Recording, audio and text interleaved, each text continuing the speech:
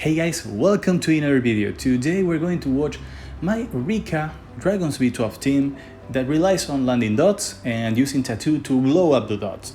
And guys, for this team we are using Tyrone, the Water Homunculus, Rica, Tattoo and Lauren. And of course, you should use as many violent runes as you can for this team. So yeah, I know you're using this team to get violent runes, but maybe you already have some bio sets and violent runes will give you more consistency. Guys, this team hasn't failed me even once with these rune sets.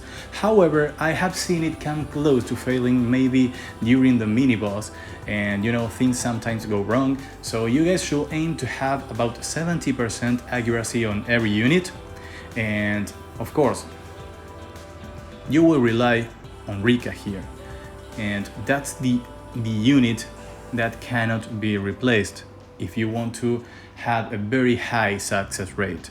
Sadly, that's the truth, guys, and well, you may be able to replace Rica with Barrera. You may replace the Water Homunculus with Barrera or with another unit that lands dots, for instance, maybe a Thrain or maybe the Blue Rim Reaper. But all in all, guys, you will be relying on Rica because she lands slow with both her second and third skill, and that means that you will give your Tyrone a chance to derp.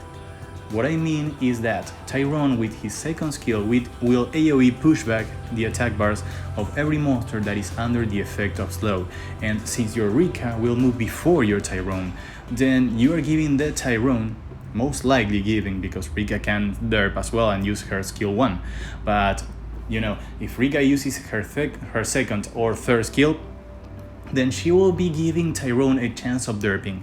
And in the long run, guys, when you do hundreds and hundreds of runs, you will see that having that kind of synergy between your units and units that allow other units to derp is very important for consistency.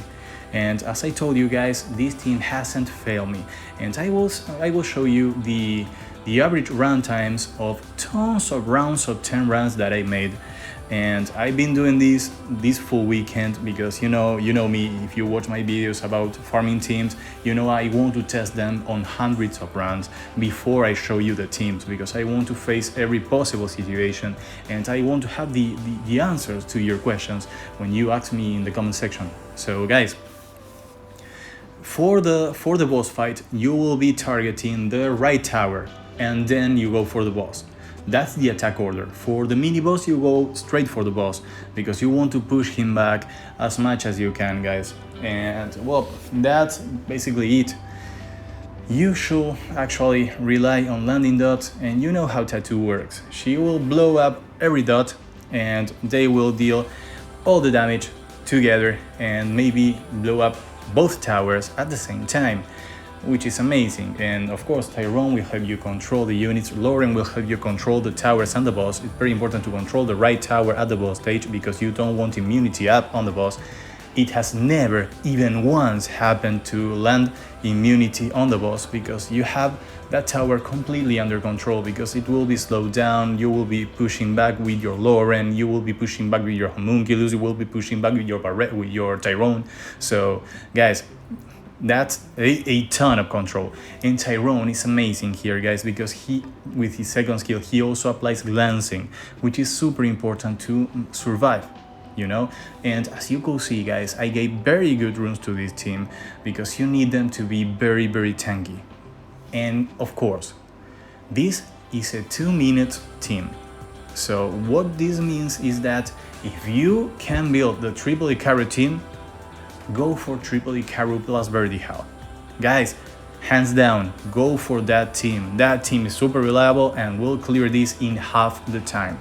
However, if you have built your Giants V12 dots team and you're using dots for many other dungeons, because you can use them for PC10, for SF10.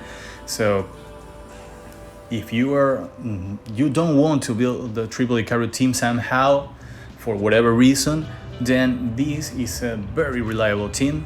And guys, you can use this, it won't fail you. at least it won't fail you much. And if you can give all of your units violent runes, go for it. And try to aim for 70% accuracy as well.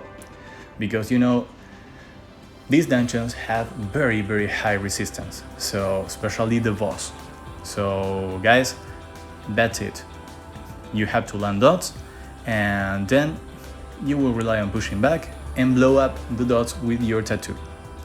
So I will show you a ton of rounds. Actually, this will be 10 rounds, 10 consecutive rounds, and after we finish this round of 10, I will show you the results of many rounds of 10 that I did. The average clear time is between 2 minutes and 2 minutes and 5 seconds, and that's a reasonable clear time for a team like this, because you will be using units that you will need for ToE Hell as well. Because if you have Rica, she's amazing on ToE Hell. Of course, she's great on ToE Hard as well. And Tyrone is a beast. So, and your Lauren, well, farmable unit. Tattoo you're already using on your dot team, and the Water Homunculus is an amazing unit that synergizes perfectly with your Rica. So remember guys, that Water Homunculus should move after your Tyrone moves. Why is that? Well, that's because the third skill of the Water Homunculus that you should choose here is the one that lands dots, and it will land 2 dots, and then it will land dots based on the amount of detrimental effects that the opponents have. So that means that the Water Homunculus going after Rica and Tyrone, and of course after Lauren, means that the opponents have tons of detrimental effects on them already, which means that you may feel the full detrimental effects bar with the third skill of your Homunculus, which is great for this team. And then Tattoo can blow everything up, and they will be almost dead. So guys, replacements. Well, Rica doesn't have a replacement. She is the only unit that lands dots and slow at the same time. And that's very important because of the huge synergy she has with Tyrone. Tyrone doesn't have a replacement either. And, well, for the Water Homunculus, you may use Barretta instead. You may even use Thrain. But, guys, build the Water Homunculus. Build him. He is a free-to-play unit, and you may need the fire one if you're running some sort of PC10 team that needs dots. But, well, I think that if that's the case and you are building this team, then you may be better off using your regular dots team. And I don't know, guys. I don't think many reasons for you not to build a Water Homunculus, but, well, if you want to replace him, you have options, you have choices, but the Water Homunculus has AoE pushback. The first skill should be the one that freezes AoE freeze. The second skill should be the one that has AoE push and has 3 hits, because on each attack you will have a percentage of pushing back the attack bar of every unit by 30%, so it's a max of 90% pushback on every single opponent. And the third skill should be the one that lands 2 dots on each of your opponents. So guys, that's it. Of course, Lauren and Tattoo have very specific functions. They are farmable units, so there should be no reason for you to replace them. So guys, that's it. I will leave you with a few more rounds, and I will see you when I show you the average clear times.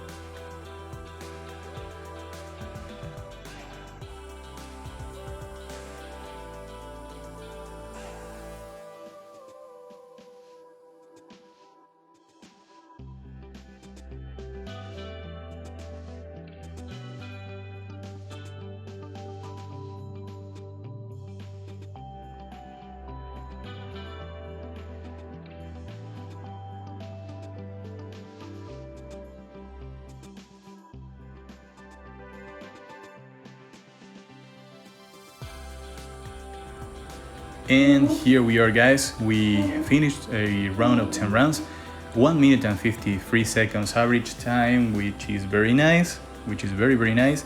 And now I will proceed to show you a ton of results of rounds of 10.